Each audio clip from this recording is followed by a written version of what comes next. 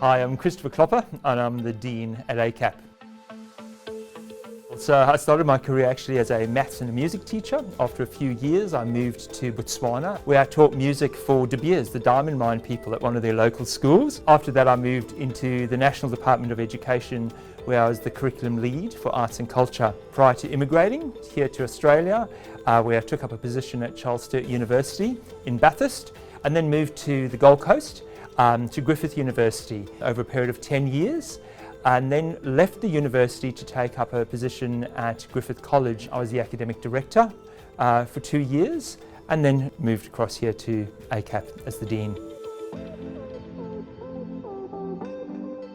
My favourite book, without a doubt, is The Secret Power of Music by David Tame. It really made me to re-examine this career that had always been based just on the audible, but to really understand and reflect on the frequency that is generated in the non-audible as well. Whitney Houston. I'm old enough to have been there, and she was one of the very first artists, international artists, that were allowed to come to South Africa post-sanctions and embargoes. Yeah, that's a tough one, but I think the one that I'm really chuffed about was setting up a centre of Indigenous music and dance. It was over 7 different countries, African countries. It was about professional development using Indigenous African music in classrooms. Well, I've given up my music one, so the only other talent perhaps is my ballroom dancing, Latin American dancing.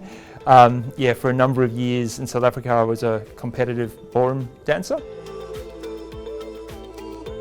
Without a doubt, my son, SJ, he's 14 and a half. And most probably the activity we enjoy the most is going on long road trips with our off-road camper.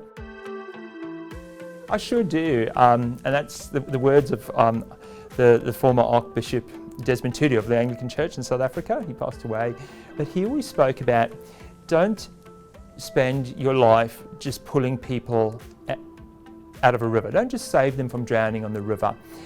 Yeah, you've got to do that, but spend some time to go upstream to find out why they keep falling in that river. I ask lots of questions. Why do we do it? You know, why do we keep doing it? To find those things. But yeah, those are the words that I live by, thanks to Desmond Tutu.